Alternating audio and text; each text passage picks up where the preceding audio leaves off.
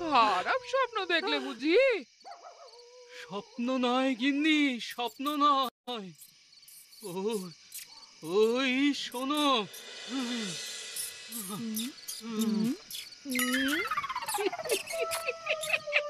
ভূত নয়, ভূত নয়, ইঁদুর। এই হুশ হুশ, যা যা যা যা যা যা যা। ছ্যা, ছ্যা, ছ্যা, ছ্যা, ছ্যা, ছ্যা। যে কিনা নিজের বুদ্ধির জোরে রাজ্য জয় করে বেড়ায়, সে কিনা ভূত ভয় পায়। ভূত নয়, ভূত নয়।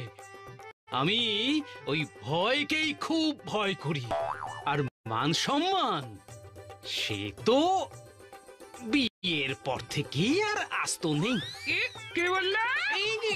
না মানে ইঁদুর গুলো আমার মান সম্মানটাও কেটে নিয়ে চলে গেছে। যত সব। আহ, আহ।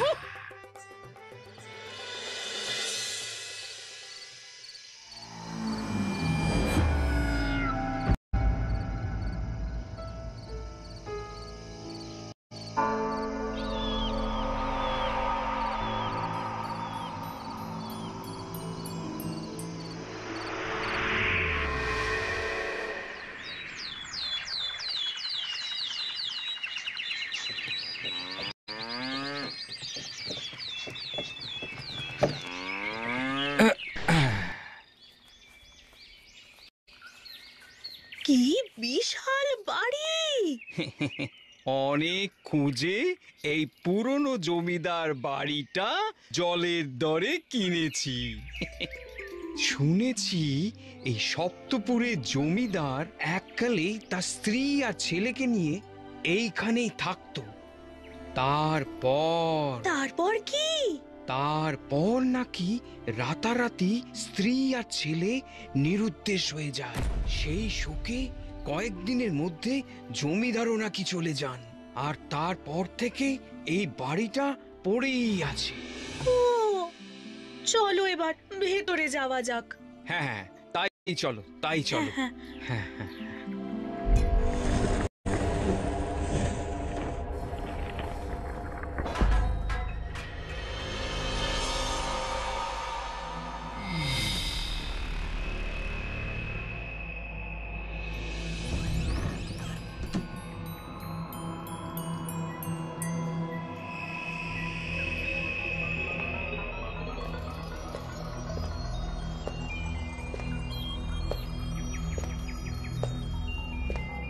কি কেমন বাড়িটা? ভালোই ভালোই। আচ্ছা, এটা নিশ্চয় জমিদার মশাইয়ের ছবি। জমিদারের এমন একটা বলিষ্ঠ চেহারার সঙ্গে ইয়া বড় একটা গোঁফ থাকলে দারুণ মানাতো। কাটা ঘায়ে নুনের ছিটে দেবেন না দিদি ভাই। জানতাম চমকে যাবেন, তাই তো সঙ্গে করে জল এনেছি। গলা শুকিয়ে গেলে খেতেও পারবেন, আবার জ্ঞান হারালে চোখে মুখে ছিটিয়ে দিতেও পারবেন। চাই না আমাদের জমিদার বাড়ি, ক্ষমা করে দিন আমাদের। প্রাণে বাঁচলে কুড়ে ঘরে থাকবো, আর এ মুখো হব না, কথা দিলাম। আরে দাঁড়ান দাঁড়ান দাদা ভাই, দাঁড়ান দিদি ভাই, আরে আগে কথাটা তো শুনুন। আরে দেখো,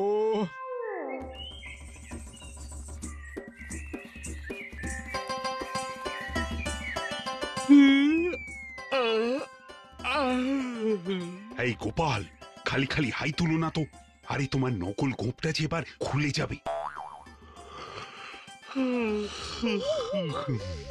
এ কি মহারাজ, আপনারা কি আমার মতো রাতে ঘুম হয়নি? মোটেই না, আমি হাই তুলছি তোমাকে দেখে। আর জানো না, কথায় আছে হাই জিনিসটা খুব হিংসে, দেখলেই তুলতে ইচ্ছে করে। শুধু হাই নয় মহারাজ, লোকের কাছে ফুলগুলো হিংসের, দেখলেই টুক করে তুলতে ইচ্ছে করে। ওই দেখুন।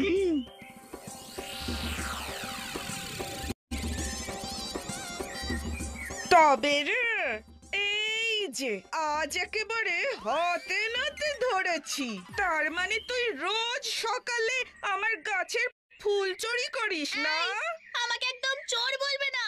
ঠাকুরের নামে কিছু নিলে তাকে চুরি বলে না। তবে কি ডাকাতি বলবো? হবেই তো। যে রাজ্যে মহারাজের মতো ডাকাত আছে, সে রাজ্যে দিনে দুপুরে ডাকাতি তো হবে। এই, আমাকে একদম মহারাজার মতো ডাকাত বলবি না। তার চেয়ে বরং চোর বল, সেটা অনেক বেশি সম্মানের। হ্যাঁ, তা ঠিক বলেছিস। তুই তো সামান্য কটা ফুল নিয়েছিস, ওদিকে মহারাজ দিনের পর দিন খাজনার নামে সর্বস্ব লুট করে চলেছেন। জমি, বাড়ি, সোনা, গয়না কিছুই তো বাদ দিচ্ছেন না। এই গোপাল, এ আমি কি শুনছি? ছি ছি ছি ছি ছি ছি ছি। কোনদিন খাজনার নামে আমি তো প্রজাদের উপর অত্যাচার করিনি। উল্টে যারা খাজনা দিতে পারবে না বলেছে তাদের আমি খাজনা মকুব করে দিয়েছি। আমিও তো সেটাই ভাবছি। না, হিসেব যে কিছুতেই মিলছে না। ওর কাছে ছিল 13, কিন্তু 7টা তো কত মিলেছে।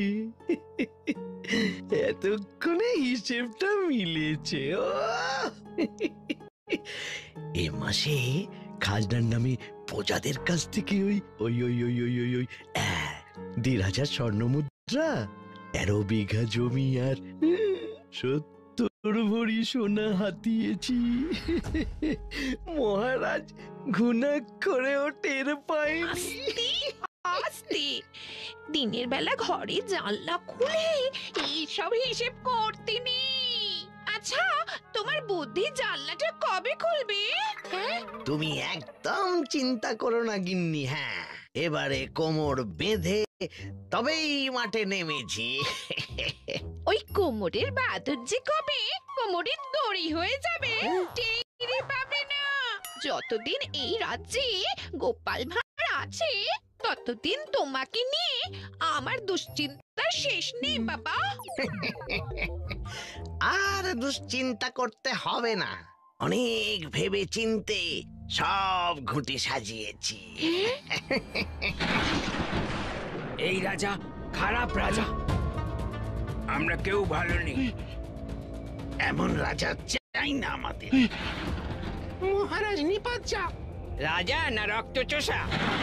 এই রাজা খারাপ রাজা, এমন রাজা চাই না আমাদের। মহারাজ নির্বাচা।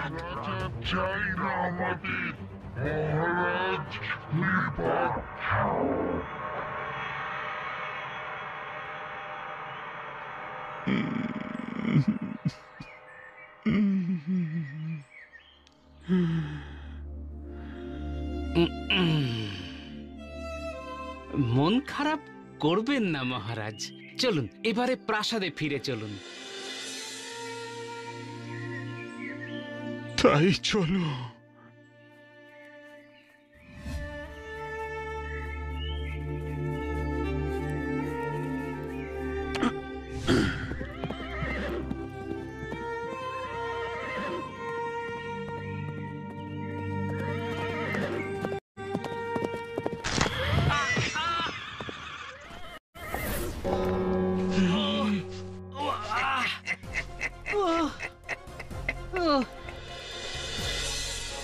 মহারাজ, আপনি পালিয়ে যান।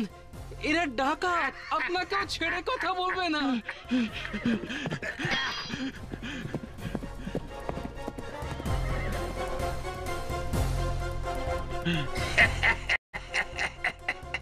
মহারাজ তো পালিয়ে গেলেন, কিন্তু তুই পালাবি কোথায়?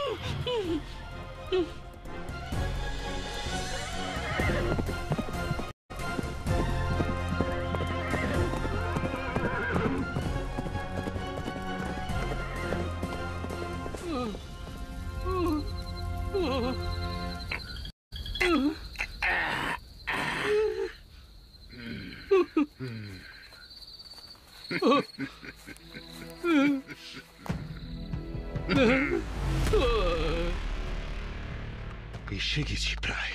তাড়াতাড়ি জঙ্গলটা ঘিরে ফেলো সেনাপতি। গোপালকে চেক করেই হোক বাঁচাতে হবে। ঠিক আছে মহারাজ।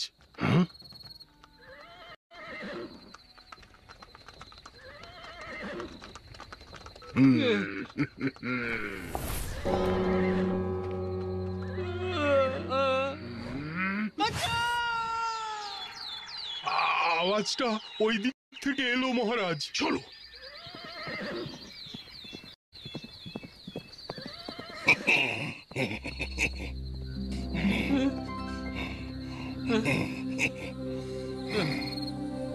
আমার হাত। গুরু, সব ঠিক আছে তো? ঘুম হলো? গুরু, কে আপনি? এই দেখো গুরু, তুই যেমনটা বলেছিলে তেমনটাই করেছি। বাচ্চা, বুড়ো, বিকিনি, মহাজন, কাউকে বাদ দিইনি। যার বাড়িতে যা পেয়েছি সব তুলে নিয়ে এসেছি। বলছি গুরু, আমাদের এবার একটু বেশি করে ভাগ দিও। মানছি যে ডাকাতির পুরো পরিকল্পনাটাই তোমার, কিন্তু কাজটা তো মাঠে নেমে আমরাই করেছি। গোপাল বিশ্বাসঘাতক! না না না না, সবাইকে গ্রেপ্তার করো। গোপাল কেউ ছাড়বে না।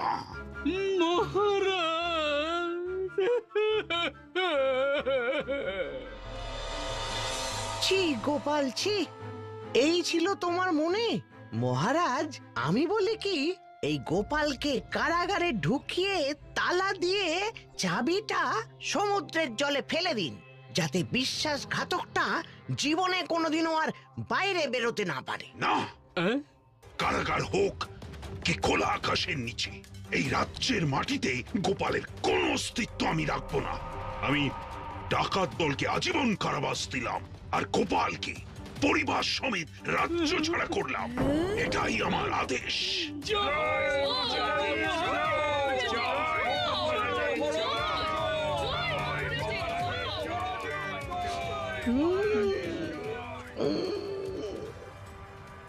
এবার তাহলে শুরু করি। করুন করুন, একেবারে গোড়া থেকে। মাথা খাটা গোপাল, মাথা খাটা। তাহলে আপনার বিপদ বাড়বে বই, কমবে না। কি চান খোলাখুলি বলুন দেখি। মুক্তি চাই গোপাল। তোমাদের কথা ফেলি কি করি?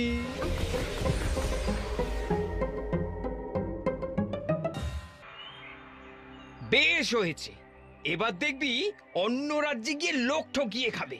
আমার তো বাপু প্রথম থেকেই ওই গোপাল দাদাকে সুবিধের লোক বলে মনে হতো না।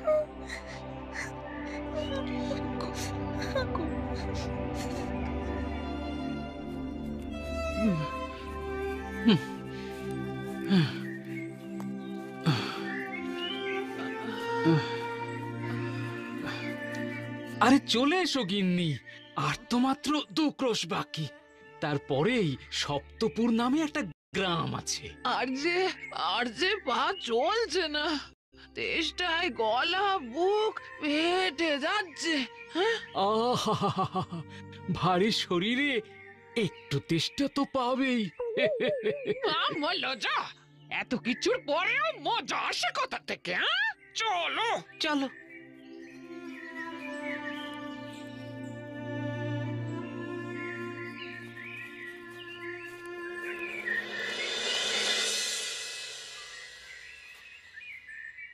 বুঝলে গিন্নি, এই অচেনা গ্রামে ঢুকে লাভ নেই। কে কেমন মানুষ হবে বলা তো যায় না। তার চেয়ে গ্রামের বাইরে এই বাড়িতে কয়েকটা দিন কাটানো যাক। মনে হচ্ছে বাড়িটা খালি পড়ে আছে। হ্যাঁ, সেই ভালো। চলো চলো চলো।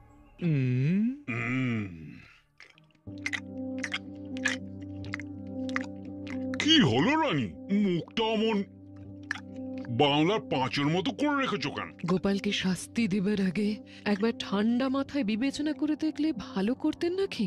যেটা নিজের চোখে দেখেছি সেটাকে অবিশ্বাস করি কি করে বলো রানী? যেটা চোখে দেখা যায় সেটাই একমাত্র সত্যি, তার তো কোনো মানে নেই মহারাজ। যেটা চোখে দেখা যায় না সেটাও তো লোকে বিশ্বাস করে, যেমন ধরুন ভগবান অথবা ভূত। ভূত? এর মধ্যে আবার ভূত এলো কোথা থেকে?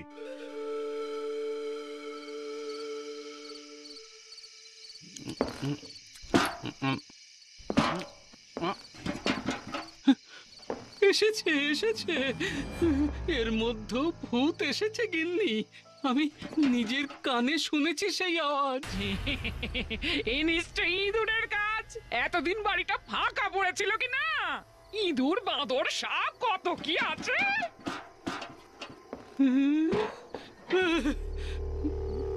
গিন্নি, এ তো যে সেই দূর নয়, একেবারে গেছই দূর। আরে আগে তো তোমাকে খেতে দিয়েনি, তারপর ওর গোপ ধরে আমি বাড়ির বাইরে ছুঁড়ে ফেলে দেবো, এই আমি বলে দিলাম। হ্যাঁ, এই ইঁদুরের গোপ নেই। উফ, আবার গোপ তুলে কথা, মনে বড় ব্যথা লাগে।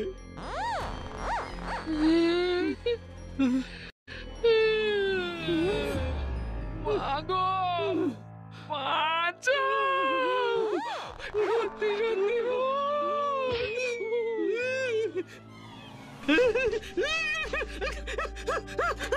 আরে দাঁড়ান দাদা ভাই, দাঁড়ান।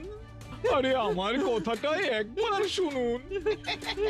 পালিয়ে যাবেন কোথায় শুনি? এই বাড়ি এককালে আমার ছিল, সব অলিগুলি আমার মুখস্থ।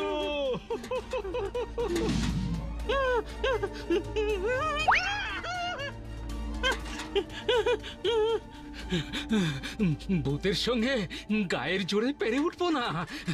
মাথা খাটা গোপাল, মাথা খাটা।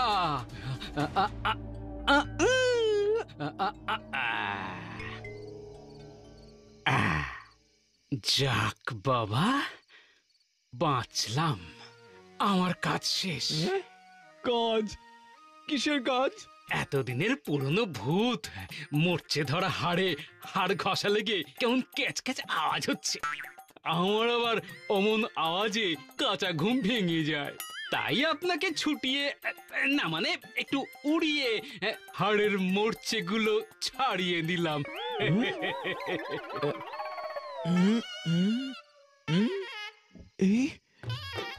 এই সত্যি তো? আর তো আওয়াজ হচ্ছে না। এই তুমি কি কবিরাজ? আগে না, আমি গোপাল ভাঁড়। হ্যাঁ?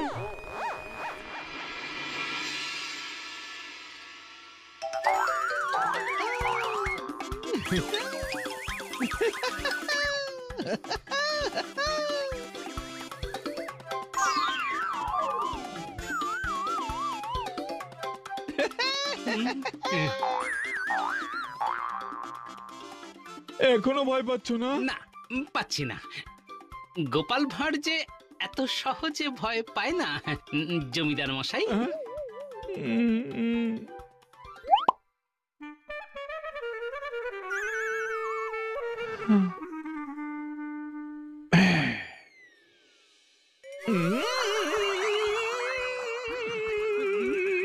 এরকম করবেন না জমিদার মশাই, মাথার পেঁচ খুলে যাবে যে। এই দেখো, খুলে গেছে। ছি ছি ছি ছি ছি ছি, কিছুতেই তোমাকে ভয় দেখাতে পারছি না। অতীতে বেঁচে থাকতে আমার ভয়ে সপ্তপুরের বাঘে গরুতে এক ঘাটে জল খেত। কেন, গ্রামে ঘাট কি একটাই ছিল?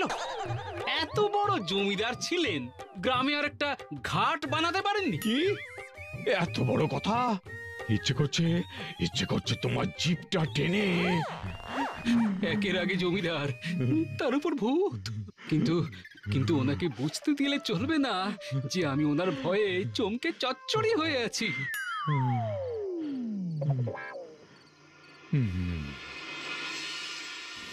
থাক থাক, জীবনটাও গেছে, জমিদারিও গেছে, ছেলে বউও গেছে, মেজাজটা রেখে আর কি করব?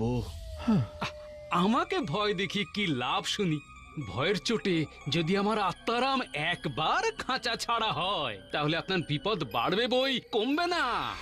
বিপদ? কিসের বিপদ? মানুষ থাকতেই আপনাকে ভয় পাচ্ছি না, আর ভূত হলে তো আরোই পাবো না। তখন কিন্তু ভূতে ভূতে মানে শেয়ানে শেয়ানে টক্কর হবে। বাবা গো, আহ? আমি কি স্বপ্ন দেখলাম?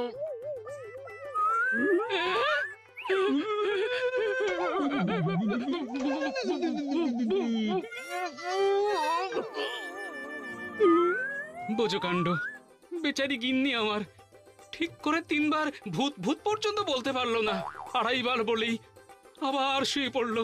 এতদিনে অনেক মানুষ আমাকে দেখে জ্ঞান হারিয়েছে, একমাত্র তোমাকে দেখলাম আমার সামনে গলা তুলে কথা বলছো। হ্যাঁ, কারণ আমি গলা দিয়ে নয় মাথা দিয়ে কথা বলি। আপনার থেকে আরো অনেক ভয়ঙ্কর জীবের সঙ্গে এই জীবনে আমার দেখা হয়েছে, তারা কেউ আমার সঙ্গে বুদ্ধির জোরে পেরে ওঠেনি, আপনিও পারবেন না। তাই খামোখা ভয় না দেখিয়ে কি চান খোলাখুলি বলুন দেখি। মুক্তি চাই গোপাল, মুক্তি। তুমি সাহসী, মনে হয় বুদ্ধিমানও, তাই হয়তো তুমিই পারবে আমাকে মুক্তি দিতে। মুক্তি যেন ভোলা ময়রার দোকানের সন্দেশ, গেলাম আর কিনে নিয়ে এলাম। আরে কিসে মুক্তি, কিভাবে মুক্তি, কেন মুক্তি এসব না জানলে আপনাকে সাহায্য করব কিভাবে? বলছি সব বলছি, সব। সত্যি এইভাবে আর কতদিন চলতে পারে? আমি কত করে মহারাজকে বললাম প্রজাদের ওপর থেকে খাজনার চাপ কমিয়ে দিন, মহারাজ আমার কথা কানেই তুলছেন না। তাহলে এখন কি উপায় মন্ত্রী মশাই? সোজা আঙুলে ঘি না উঠলে কি করতে হয় জানা আছে? আজকে মন্ত্রী মশাই আঙ্গুল বাঁকাতে হয়। না, তাতেও হবে না। এবার তোমাদের ঘিয়ের পাত্রের নিচে আগুন জ্বালাতে হবে, দেখবে সব ঠিক হয়ে গেছে। তারপর যতটা চাই গরম ভাতে ঢেলে নাও। এবার কৃষ্ণনগর রাজ্যে আগুন জ্বালাবো আমরাই, ওই বদমাইশ রাজাকে সেই আগুনে পুড়িয়ে মারব। তাহলেই আমাদের মুক্তি। বেশ বেশ, আমি তোমাদের পাশেই আছি। না না না না, শুধু পাশে থাকলে চলবে না, আপনাকে সামনে থাকতে হবে। আপনি আমাদের দুঃখের দিনে সবার আগে এগিয়ে এসেছেন।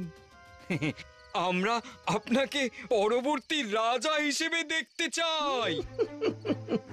এটাই তো শুনতে চাইছিলাম।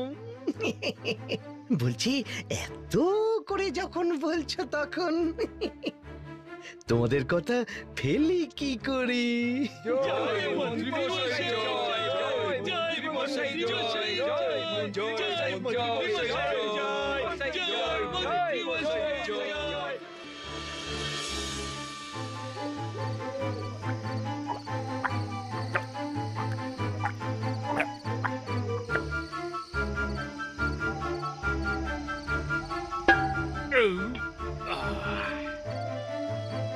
এই এই ঘাড়ের কাছটায় দিচ্ছি।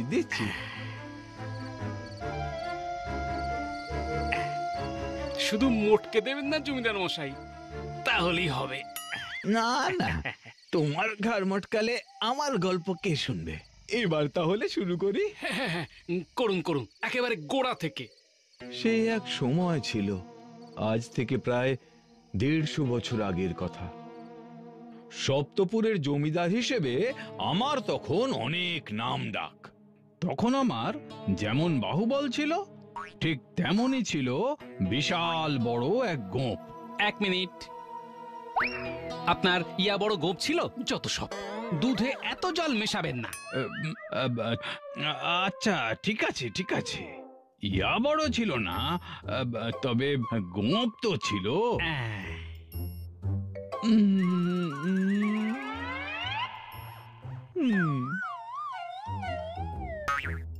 আবার মিথ্যে কথা? বেশ, অত বড় গোঁপ না থাকলেও ছোট মাছি গোঁপ তো ছিল।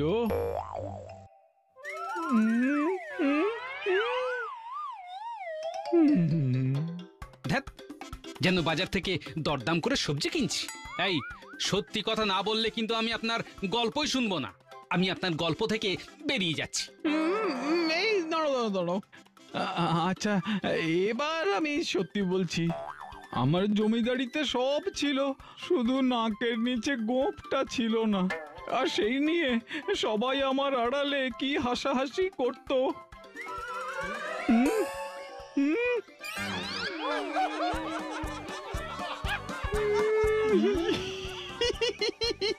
এই জমিদারের গোঁফ নেই।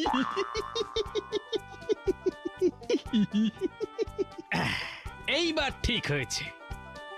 আপনি আপনার গল্প বলুন, আমি দেখছি। এই, থুড়ি থুড়ি থুড়ি শুনছি। তখন আচমকাই গ্রামে ডাকাতের উপদ্রব বেড়ে গেছিল। ওরা যখন খুশি এসে সব লুট করে নিয়ে যেত।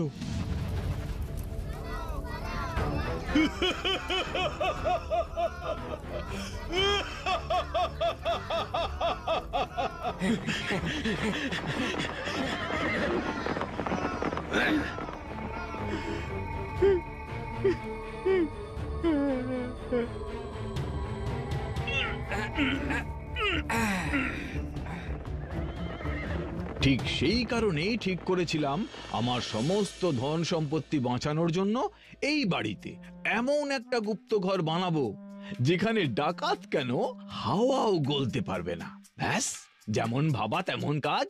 1 মাসের মধ্যেই বুড়ো ফকির আমার অনুরোধে এমন একটা ঘর বানিয়ে দিলেন। ডাকাতদের শক্তির জোর আছে, কিন্তু বুদ্ধির জোর অতটা নেই। সেটা ভেবেই বুড়ো ফকির দরজা খোলার জন্য এমন তালা লাগালেন যেটা বুদ্ধির জোর ছাড়া একেবারেই খোলা সম্ভব নয়।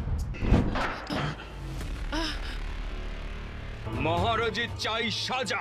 তাই আজ থেকে আমি নতুন রাজা।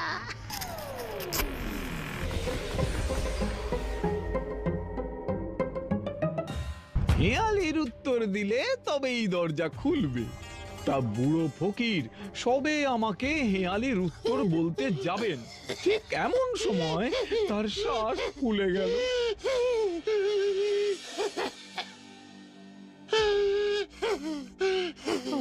আমি কুল কিনারা খুঁজে না পেয়ে বুড়ো ফকিরকে কোলে তুলে ছুটলাম কবিরাজের কাছে। আর তার মধ্যেই ঘটে গেল আর একটা ঘটনা।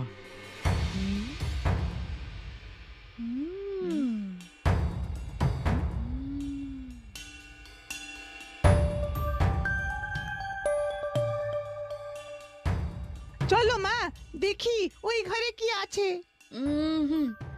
এক কাজ কর, দরজাটা ভেতর থেকে বন্ধ করে দে। তোর বাবা দেখলে আবার রাগ করবে। চ।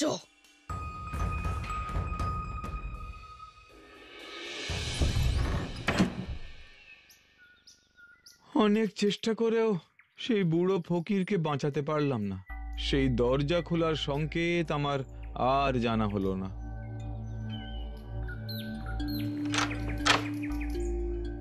বাড়িতে ফিরে স্ত্রী আর সন্তানকে দেখতে না পেয়ে আমার চিন্তা আরো বেড়ে গেল।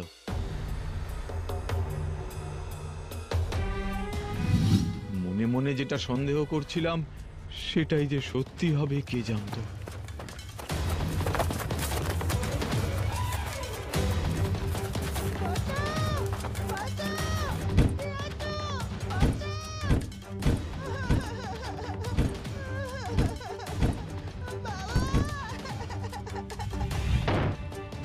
ভাঙো ভাঙো, তাড়াতাড়ি ভাঙো, তাড়াতাড়ি তাড়াতাড়ি তাড়াতাড়ি ভাঙো, তাড়াতাড়ি।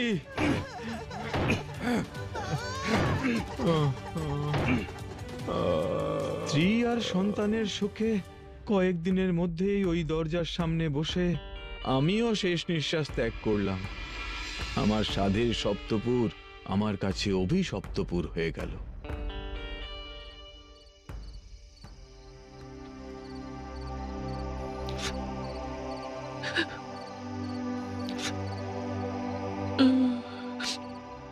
ভেবেছিলাম ভূত হয়ে ওই দরজার ফাঁক দিয়ে ঘরের ভেতরে ঢুকতে পারবো, কিন্তু বুড়ো ফকির যে হাওয়া গলার জায়গাটা পর্যন্ত রাখেননি।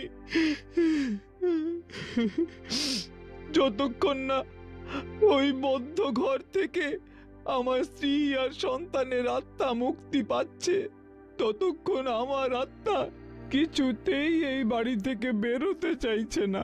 দয়া করে ওই দরজা খুলে আমাদের তিনজনকে মুক্তি দাও গোপাল, মুক্তি। যেখানে শক্তি হেরে যায় সেখানে বুদ্ধির জয় হবেই। আপনার যেমন শরীরের থেকে আত্মা আলাদা হয়ে গেছে, আমারও খানিকটা তাই হয়েছে। শরীরটা আমার সপ্তপুরে পড়ে থাকলেও মনটা যে আমার কৃষ্ণনগরেই পড়ে আছে।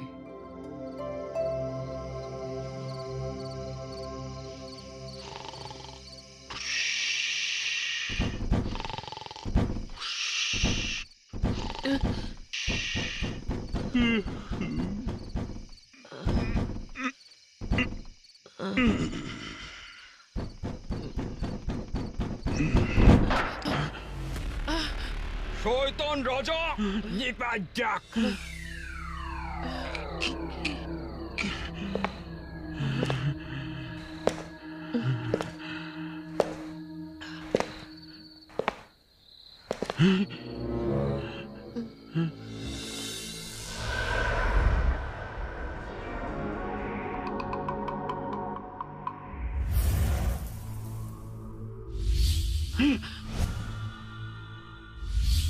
মন্ত্রী, মহারাজের চাই সাজা। তাই আজ থেকে আমি নতুন রাজা। মন্ত্রী, ছি।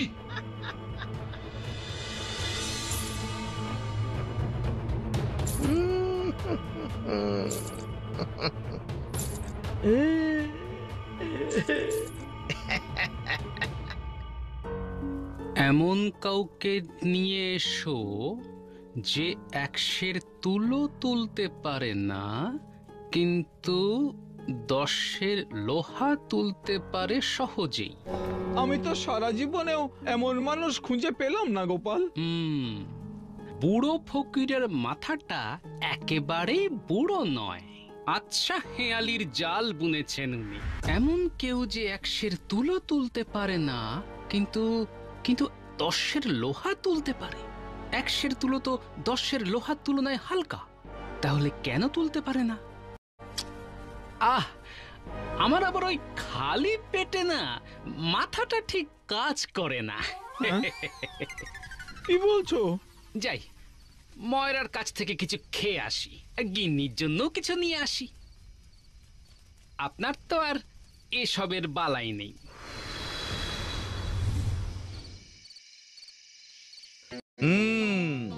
আজ থেকে প্রজাদের খাজনা দ্বিগুণ করে দাও মন্ত্রী। খাজনার 1 ভাগ রাখবে রাজকোষে, আর আরেক ভাগ রাখবে আমার বাড়িতে। আর কেউ খাজনা দিতে না চাইলে রাতের অন্ধকারে। বুঝে গেছি মহারাজ, বুঝে গেছি। ওই কাজটা আমরা ভালোই পারি।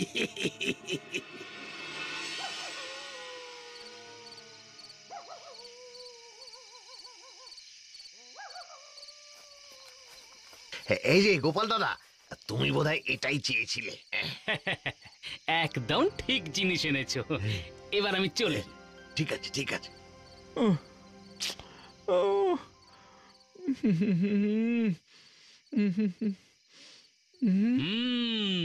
জমিদার মশাই, এটাই হলো হেয়ালির উত্তর, চুম্বক। এটা চাইলেই 10-এর লোহা তুলতে পারে, কিন্তু 100-এর তুলো তুলতে পারে না।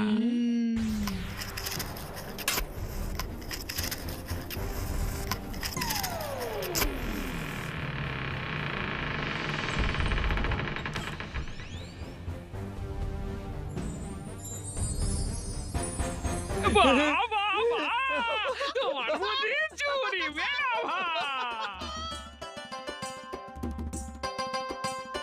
বাবা গো বাবা, একটা নয়, এখন আবার 3টে। ধন্যবাদ আমাদের আত্মার মুক্তি দেওয়ার জন্য। এবার আমরা আসি বাবা, আপনিও চলুন। হ্যাঁ,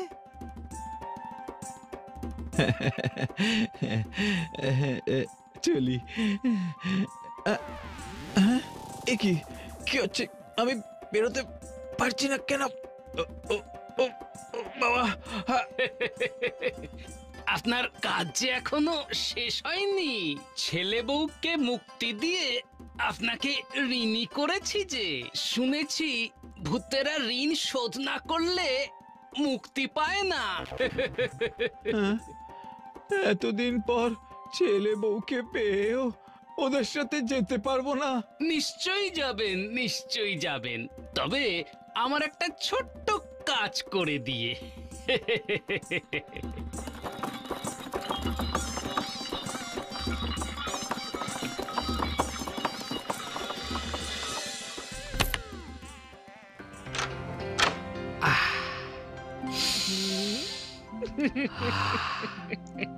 নিজের বাড়ির গন্ধের সঙ্গে আর কিছুরই তুলনা হয় না, বলো গিন্নি? আমাদের সাধের বাড়ি, এই বাড়ি ছেড়ে আর যেতে চাই না গো।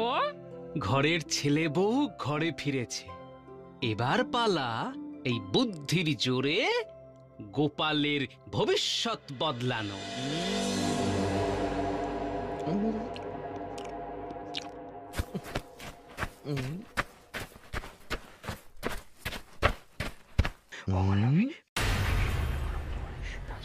সেপাইরা, এক্ষুনি যাও, সমস্যাকে গোড়া থেকে উপড়ে ফেলো।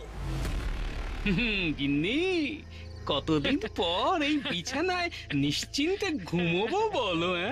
আজ ইঁদুর কেন, কানের কাছে খোল করতাল বাজালেও কেউ আমার ঘুম আটকাতে পারবে না।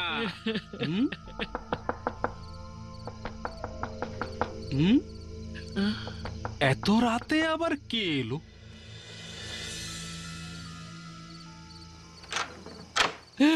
ওরে বাবা, কি কাণ্ড! দেখো দেখো।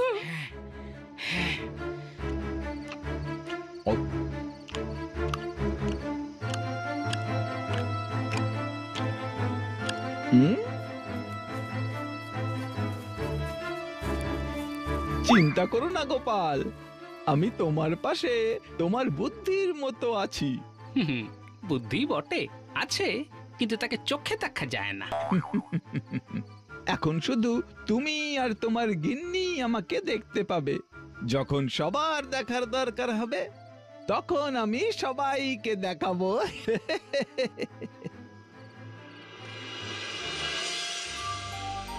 ভেবেছিলাম তোমার মুখ আর আমাকে কোনোদিন দেখতে হবে না গোপাল, কিন্তু তোমার নিয়তি তোমাকে আবার এই রাজ্যে টেনে এনেছে দেখছি। ইতিহাস সাক্ষী আছে, মন্ত্রী মশাইয়ের সঙ্গে এই গোপালের পাল্লা সব সময় ভারী থাকে। থাকে নয়, বলো থাকতো। এখন এই মন্ত্রী হয়েছে রাজা, কাল তোমার সাজা। দুটোই মনে থাকে যেন।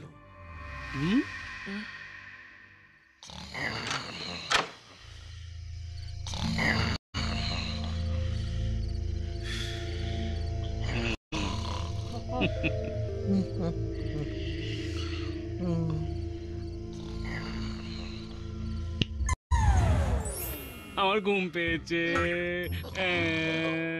আমি কারাগারে ঘুমাবো না, আমি এখানেই ঘুমাবো।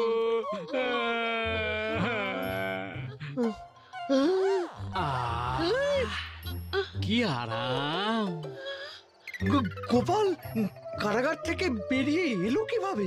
চাবি চাবি তো আমার কাছে। তোমাকে বলেছিলাম গোপাল কিন্তু সুবিধের লোক নয়, এই বুদ্ধির জোরে তোমার থেকে অনেক এগিয়ে। আমি এখানে ঘুমাবো, কারাগারের বিছানাটা যে বড্ড শক্ত। তুমি বেরিয়ে এলে কিভাবে? এতদিন খাইনি কিনা, তাই শুকিয়ে গেছি। তাই তো একটু কসরত করতেই গরাদের ফাঁক দিয়ে গলে গেলাম। গলাচ্ছি তোমাকে। সেপাই, এই সেপাই, ধরো ধরো, গোপালকে ধরো বলছি, ধরো।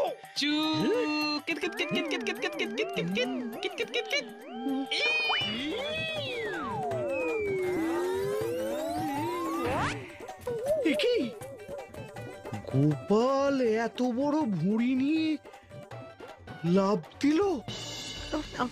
যাকে যাক, কারাগারের প্রহরীরা কি এখনো বসে বসে মাছি মারছে? আজ আজ সবকটার গর্দান নেব।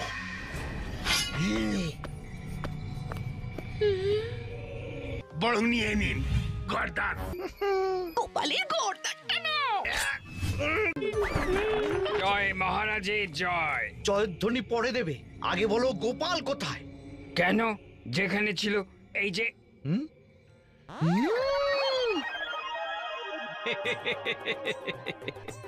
একটু আগে গোপাল তো আমার ঘরেই ছিল। আগে তা হতেই পারে না মহারাজ, গোপালকে আমরা সারাক্ষণ চোখে চোখে রেখেছি। তাহলে কি আমার চোখটা গেল? না, এখন গিয়ে আর একটু ঘুমোই, কাল সকালে বাকিটা হবে। ধন্যবাদ জমিদার মশাই, তাহলে বাকিটা কাল সকালেই হোক। গোপালের শাস্তি চাই, শাস্তি চাই। হ্যাঁ, গোপালকে শাস্তি দিতেই হবে। দেব শাস্তি দেব বলেই তো বিচার সভায় গোপালকে নিয়ে এলাম।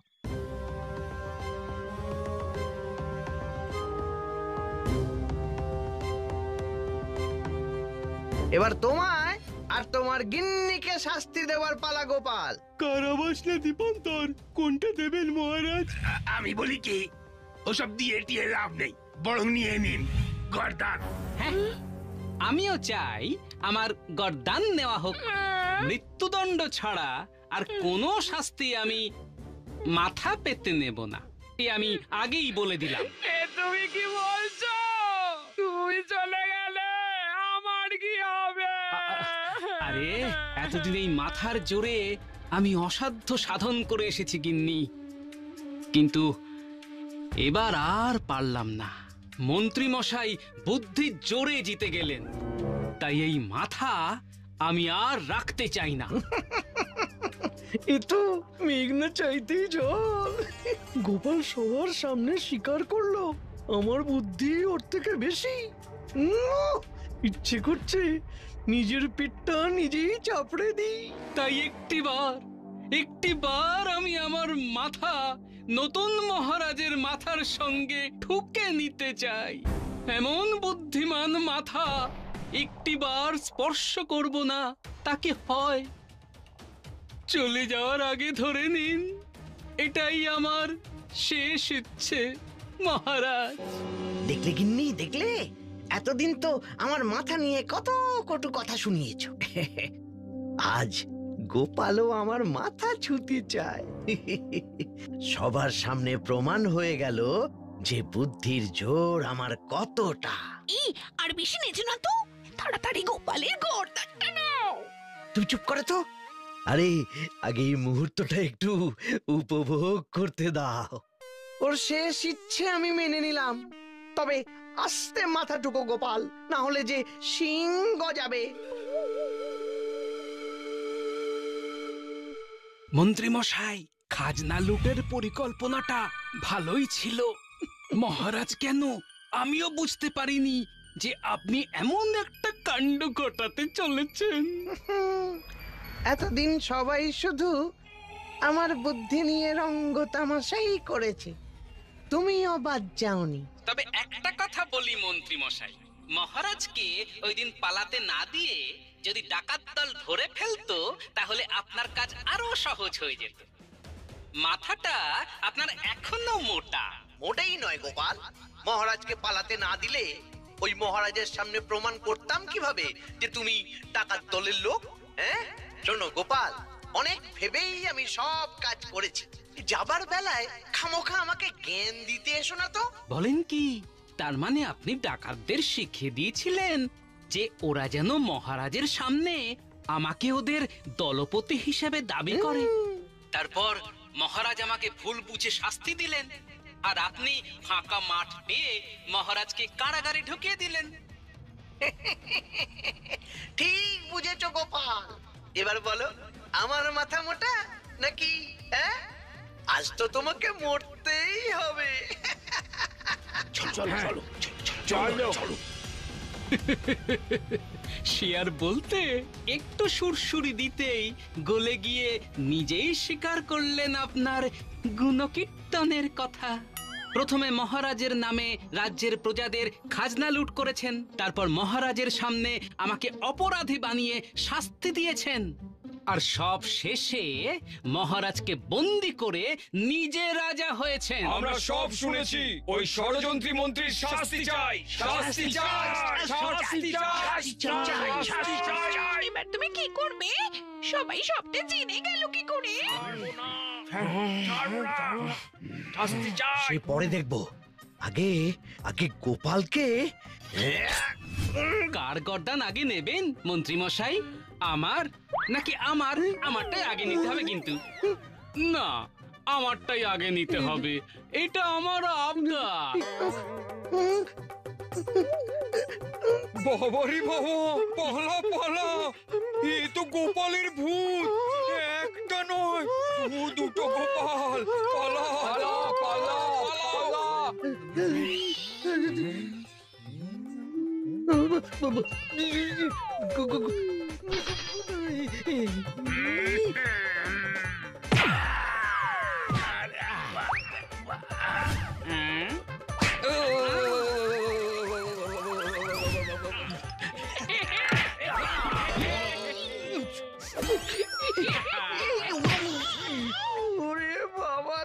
মহারাজ আর বাকি সভাসদদের নিয়ে এসো।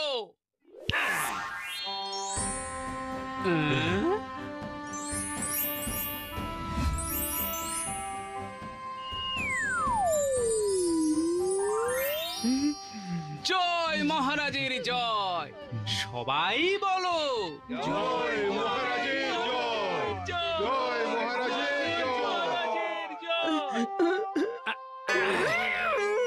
গোপাল, এবার আমি আমার কর্তব্য পালন করব। আপনার জন্য একটা উপহার আছে। দুঃখিত আমার রাজ্যের প্রজারা, আমি ঘুণাক্ষরেও টের পাইনি। আমার আড়ালে মন্ত্রী এমন একটা ষড়যন্ত্র করে তোমাদের লুট করেছে। আমি এর জন্য ক্ষমা প্রার্থী। আমাদেরও আপনি ক্ষমা করে দেবেন মহারাজ। হ্যাঁ মহারাজ, আমরাও আপনাকে ভুল বুঝেছি। গোপাল, পারলে তুমি আর তোমার গিন্নিও আমাকে ক্ষমা করে দিও। ঘরের লোকের কাছে ক্ষমাও চাইতে নেই, ধন্যবাদও বলতে নেই, এটা আমার কর্তব্য মহারাজ, আমি পালন করেছি। এবার আমি আমার কর্তব্য পালন করব। সস্ত্রীক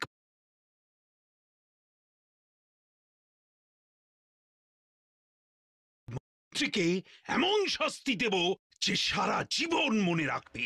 আগে আমার মাথায় একটা ভালো শাস্তি এসেছে মহারাজ। কৃষ্ণনগর থেকে 28 ক্রোশ দূরে একটা জমিদার বাড়ি আছে। এই জমিদার ভূত সেখানে একা একাই থাকে।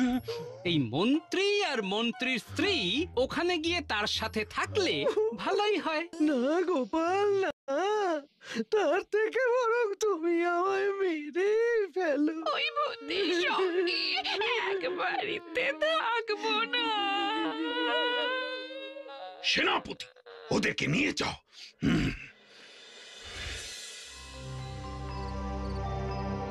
ধন্যবাদ গোপাল, তুমি না থাকলে আমাকে সারা জীবন ভূত হয়ে এই বাড়িতেই থেকে যেতে হতো। আর আপনি না থাকলে আমাকে সারা জীবন বিশ্বাসঘাতক হয়ে আপনার গোফের গল্প শুনে যেতে হতো। হ্যাঁ, দাঁড়ান, আপনার জন্য একটা উপহার আছে। এই নিন, এটা আপনার নাকের নিচে লাগিয়ে নিয়ে আপনার স্ত্রী আর সন্তানের কাছে ফিরে যান। ওরা আপনার জন্য অপেক্ষা করছে সেই 150 বছর ধরে। গোপাল, এটা শুধু গোপ নয়, এ আমার জীবন। তুমি আমাকে নতুন জীবন দিলে, ধন্যবাদ।